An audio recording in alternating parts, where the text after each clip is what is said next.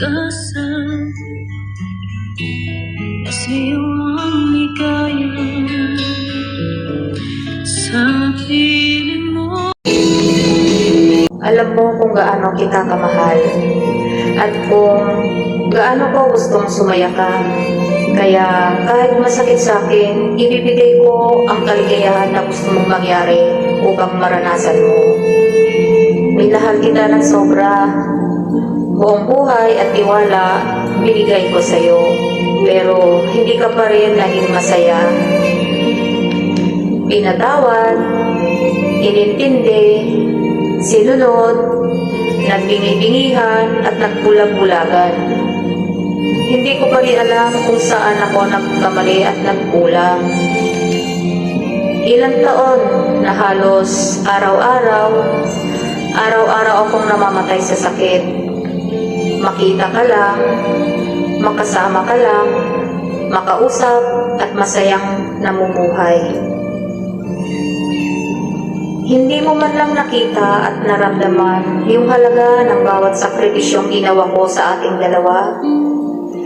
Mas pinili mo pa rin na gayahin ang mga kaibigan mong walang mabuting ginawa at hanapin sa iba yung mga bagay na hindi mo nakita sa akin. Kahit ito'y hindi mahalaga. Akala ko ba mahal mo ako? Akala ko ba masaya ka? Pero bakit parang may kulang pa rin? At naghahanap ka pa ng iba? Ano, nagsawa ka na ba? Alam ko at ramdam ko yun. Ako din pagod na at nagsawa. Kaso, nire-respeto ko ang ating mga pangako at mga salitang binitiwan mo.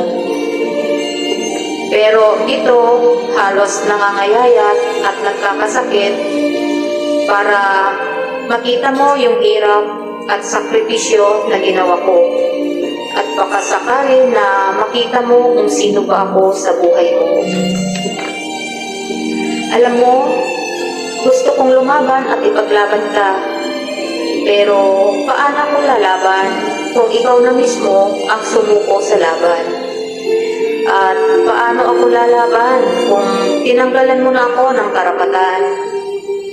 Araw-araw, gabi-gabi, nag-iisip ako, saan ba ako nagkulang? Kung may nasabi at nagawa man ako na di mo nagustuhan, alam kong alam mo ang mga dahilan.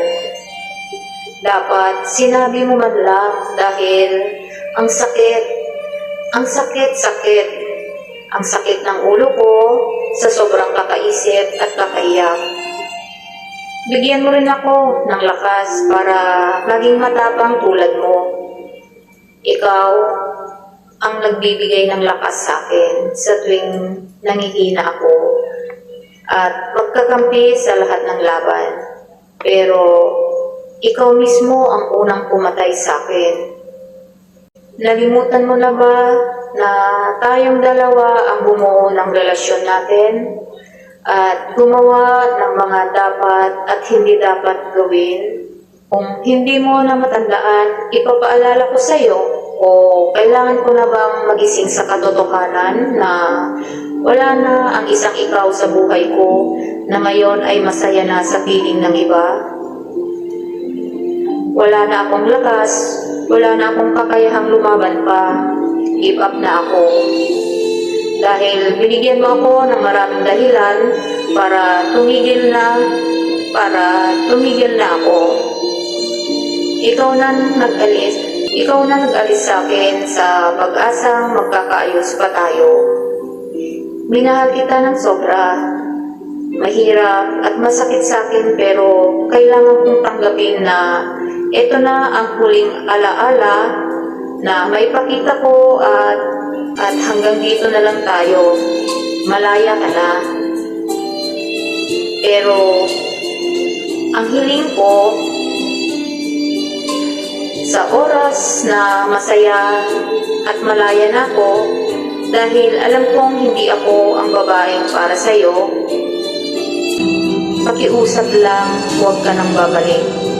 Hangad ko ang iyong kaligayahan. Kaya paalam, huwag ka nang babalik, at tandaan, minahal kita noon, ngayon, hanggang wakas, pero hindi na sapat. Ikaw ang pag-asa, sa'yo ang ligaya.